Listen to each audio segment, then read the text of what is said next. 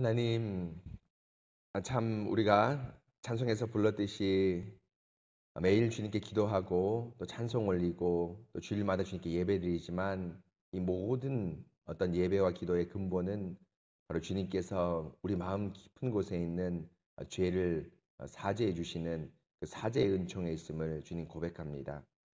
오늘 시편에서 자신의 깊은 곳을 주님께 아뢰고 또 전적으로 사유하심이 주께 있다 고백하면서 주의 풍성한 은혜를 파수꾼이 아침을 기다림보다 더 간절하게 기다렸사온데 주님 이런 심정으로 저희들 오늘 새벽 기도에 나왔사옵나이다. 주님 단지 우리 주님께 무엇을 부탁하거나 또 하나님의 전능을 이 땅에 끌어내리는 그런 이방인의 기도가 아니라 바로 우리 주님께 우리의 깊은 마음의 어떤 죄에 대한 고민, 내가 왜 이렇게 여전히 자기 사랑으로 가득 차 있는지에 대한 그런 고민과 또 그런 한탄과 또 그런 회개를 고백하면서 주님께 나았습니다.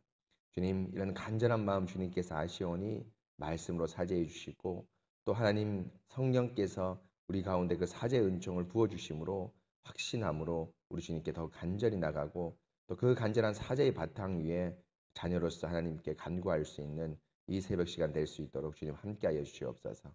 주님, 이 새벽에 주님께서 정말 사제의 은총과 또 자녀의 기도를 들으시는 그 아버지와 같은 넉넉한 마음을 받아주시고 저희들 간구하고 기도할 때 함께 은혜 내려 주시옵소서.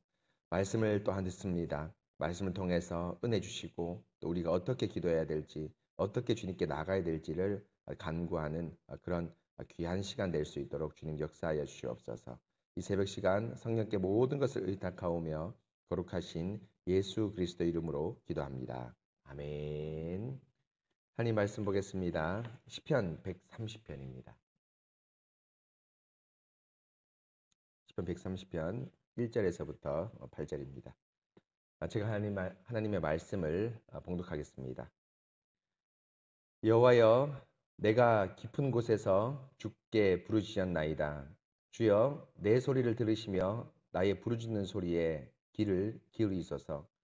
여호와여, 주께서 제약을 지켜보실진데 주여, 누가 서리이까? 그러나 사유하심이 주께 있음은 주를 경외하게 하심이니이다. 나 곧 내 영혼은 여호와를 기다리며 나는 주의 말씀을 바라는도다. 파수꾼이 아침을 기다림보다 내 영혼이 주를 더 기다리니 참으로 파수꾼이 아침을 기다림보다 더하도다. 이스라엘아, 여호와를 바랄지어다. 여호와께서는 인자하심과 풍성한 속량이 있음이라. 그가 이스라엘을 그의 모든 죄악에서 속량하시리로다. 아멘.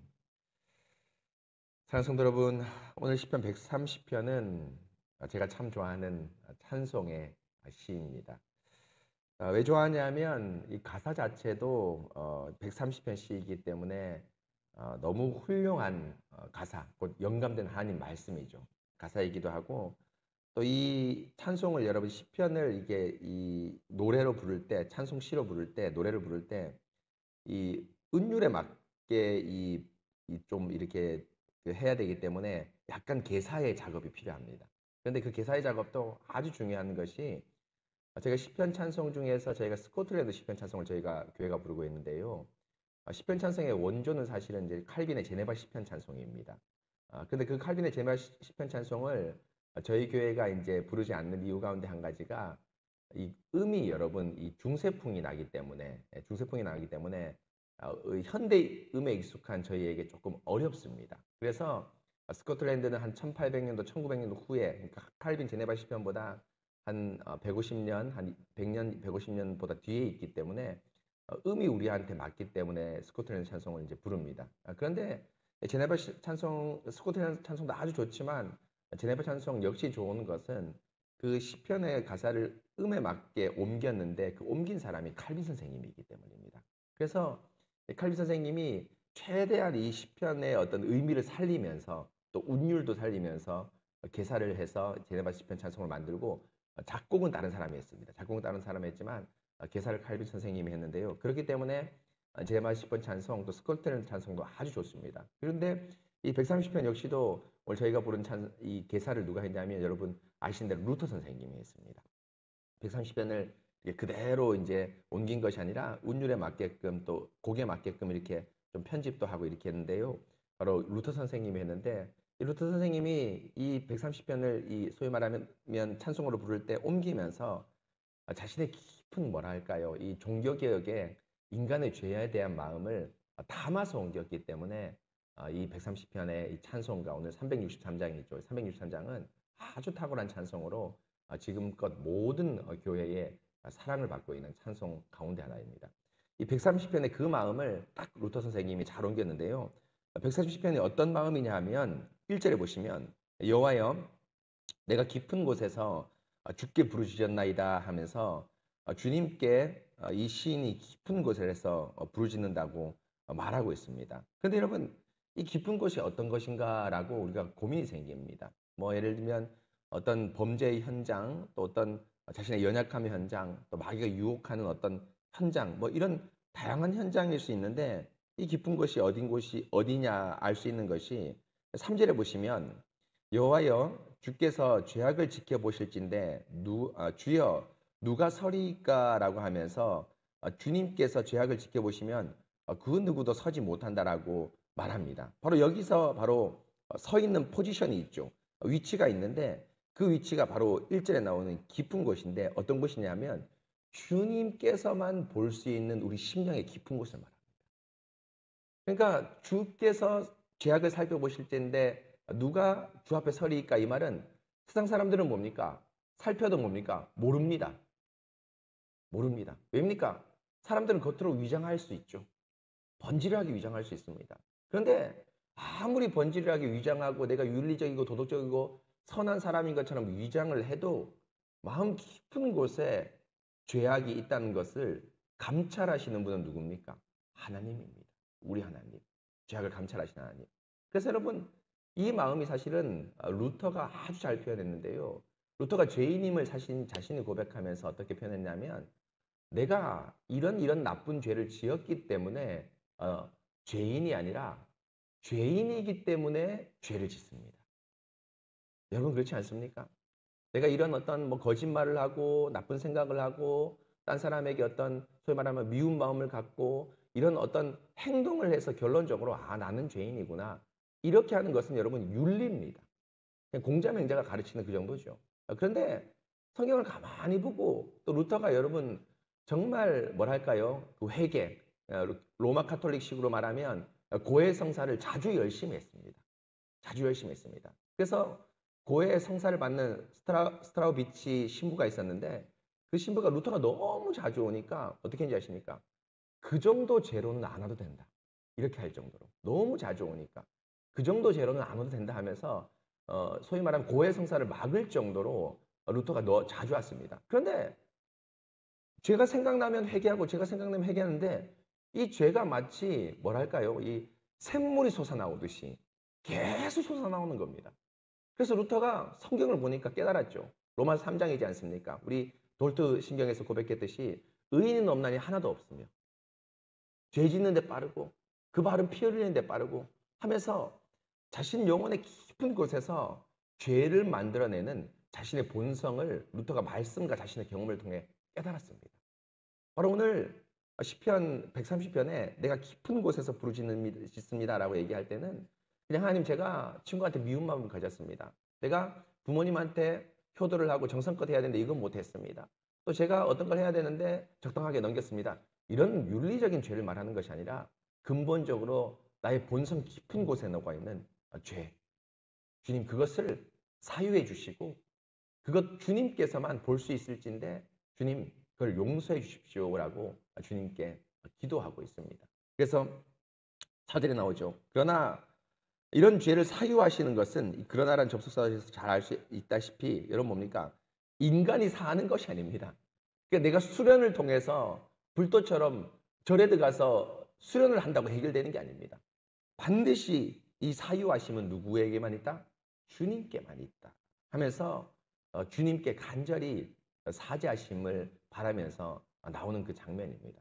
근데 여러분 이 간절한 마음을 여러분 우리가 이 소위 말하면 이 성전에 올라간 그 환경과 배경에 비추어서 좀 해석을 해보자면 뭐라 들 수 있냐면 여러분 바로 대속죄일 날 이스라엘 백성과 하나님께 서는 심정인 것 같습니다.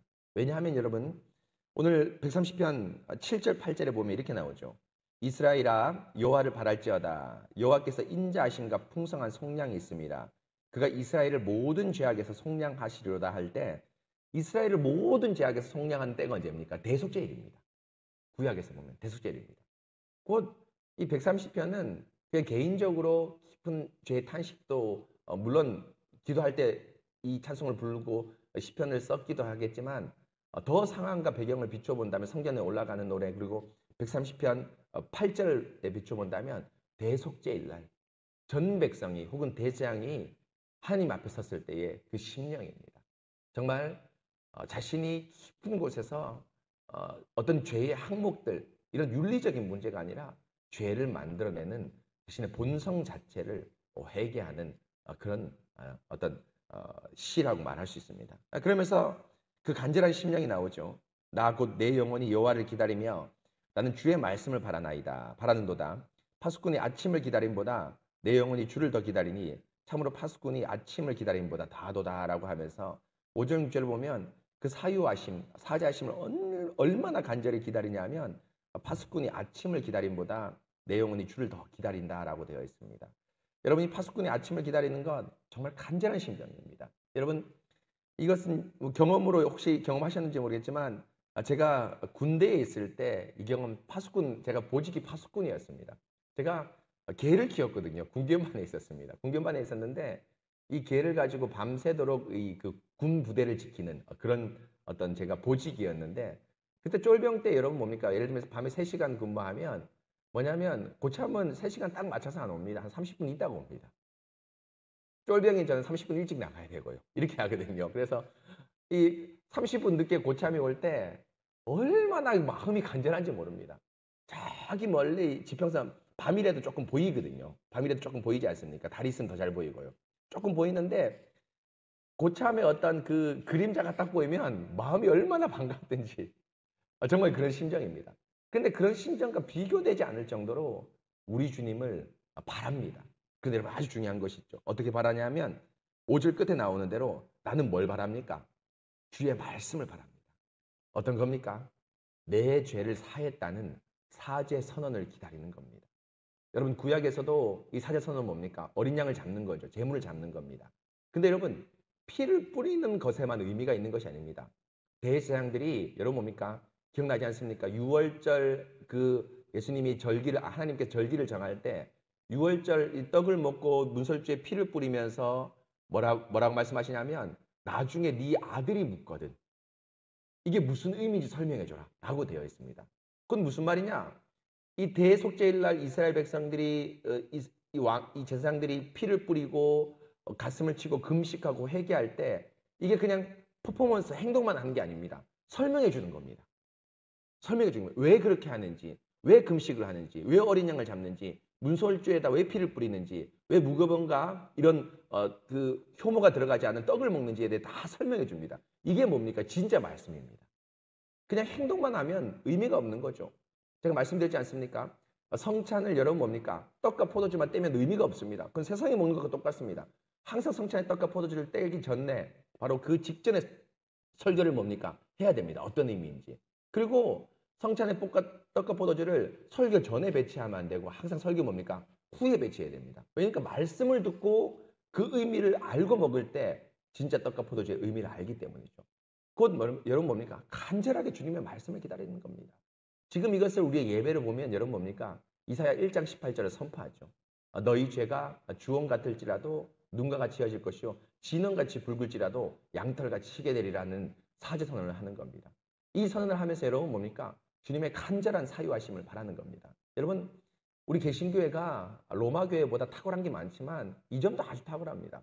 로마 교회는 여러분 뭐냐 하면 이 사유하심을 어떻게 하냐면 말씀을 사유할 뿐 아니라 죄에 대한 책임까지 묻습니다. 그래서 예를 들면 지금도 로마 교회는 고해 성사가 우리로 치면 사제선언 해당하는 파트거든요. 예, 그래서 가면은 이제 그게 예배입니다. 그들에게는 예배인데 내가 이런 죄를 지었습니다 하면 신부가 이렇게 너희 죄가 주홍 같을지라도 이 사제 선언을 말하고 난 다음에 이런 죄를 지었으니까 3일 금식하십시오. 이렇게 얘기합니다. 예를 들면. 그런 걸 답니다. 이게 뭐냐면 죄에 대한 책임을 네가 지라 라는 거죠. 아주 합리적인 태도죠. 그런데 여러분 이게 합리적인 태도지만 이건 뭡니까? 말씀을 무시하는 태도입니다. 왜입니까? 사죄는 누가 하십니까? 책임은 누가 지십니까? 예수님이 하십니다. 우리가 져야 될 모든 진노의 짐을 예수님이 다 지셨고 우리는 그 공로를 뭡니까? 말씀을 통해서 얻는 겁니다. 말씀을 통해서 얻는 겁니다. 그래서 루터가 이것을 정립했는데 예배에 이걸 정립했는데 왜 죄책을 여러분 뭡니까? 안 하고 간단하게 말씀 하나만 전파하냐? 우리한테 너무 밋밋합니다. 그렇죠. 뭔가 좀 이렇게 금식도 하고 예를 들면 이런 어떤 자기의 자해도 좀 하면서 자학도 하면서 이렇게 사죄해야지 제가 뭔가 좀 사죄했다는 느낌이 들 텐데 간단하게 말씀 선포만 합니다. 이유가 뭡니까? 바로 사죄는 너의 공로가 아니다. 너희가 어떤 퍼포먼스를 하고 행동을 하기 때문에 사죄한 것이 아니라 말씀에 나타난 그리스도를 믿음으로 받으면서 사죄하는 것이다. 라고 하면서 종교개혁가들이 로마 교회에서는 사죄 선언이 항상 죄책을 선포합니다. 너가 뭘 해라 뭘 해라. 루터가 여러분 죄책을 사유하기 위해서 일주일 동안인가요? 제 기억이 안 나는데 그 베드로 성당에서 여러분 뭡니까? 소위 말하면 겨울 한가운데 소위 말하면 속옷만 입고 자다가 죽을 뻔한 적도 몇 번 있습니다. 왜냐하면 죄의 책임을 져야 되는데 그렇게 책임을 졌죠. 로마 교회에서는. 근데 그렇게 한다고 여러분 마음 깊은 곳에 있는 죄가 없어지는 게 아닙니다. 바로 뭡니까? 우리 주님의 말씀. 너희 죄가 주홍 같을지라도 눈과 같이 여질 것이요 진홍같이 붉을지라도 우리 주 어린 양이 양처럼 양의 흰털처럼 희게 된다라는 이 말씀이 선포될 때 확신을 얻고 여기서 사죄함을 얻게 되는 거죠. 바로 이것이 7절 8절이죠. 이스라엘아 여호와를 바랄지어다. 여호와께서 인자하신가 풍성한 속량이 있다. 그가 이스라엘의 모든 죄악에서 속량하시리로다 라고 하면서 7절 8절 주님께만 속량함이 있고 주님께만 우리뿐 아니라 전 교회, 전 인류를 사죄할 만한 풍성한 속량의 은혜가 있습니다. 이건 무슨 말일까? 다른 말로 얘기하면 우리 주님의 사랑이 이렇게 넘친다는 겁니다. 여러분 근본은 사랑입니다. 사랑이 전 인류의 죄를 압도할 만큼 덮을 만큼 풍성한 거죠. 그 사랑을 창조 때 베풀었는데 재창조의 작업 뭡니까? 십자가에서 온 인류를 새로 창조하는 겁니다. 그래서 여러분 첫 인류의 머리가 누굽니까? 아담이죠. 옛 아담입니다. 그래서 이 아담은 모든 인간이 가지지 않는 특권이 있죠. 뭡니까? 아담 한 사람 때문에 어떻게 됩니까? 모든 사람이 죄를 지었습니다. 이 아담이 가진 특권입니다. 그 다음 인류의 시조가 누굽니까? 예수님입니다. 예수님 때문에 모든 인류가 뭡니까? 사죄를 받는 은혜를 누리는 겁니다. 바로 재창조. 왜입니까? 하나님의 사랑이 너무 풍성하시기 때문입니다. 여러분 이것이 은혜고 이것이 모든 신앙의 기초입니다. 이게 없으면 여러분 우리가 신앙생활을 한다, 하나님을 믿는다. 여러분 기복적인 것밖에 되지 않습니다.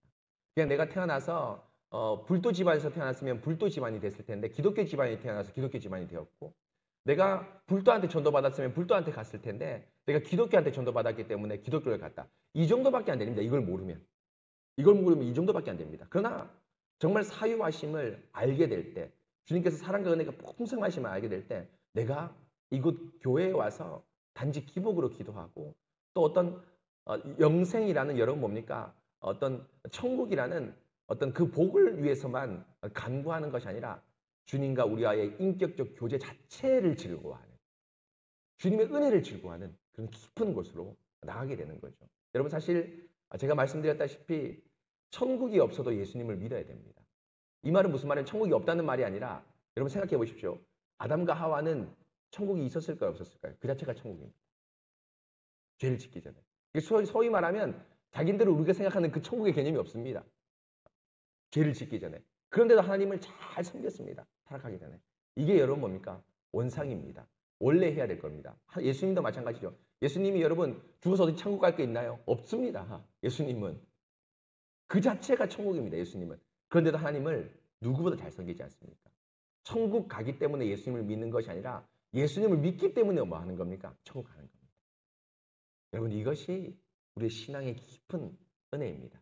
바로 130편 밤 깊은 곳에서 여러분 이 찬송을 오늘 루트 선생님이 얼마나 또 잘 개사해 놔서 363장으로 잘 불렀습니까?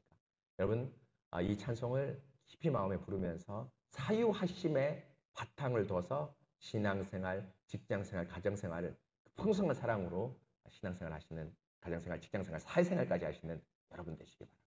같이 기도하겠습니다.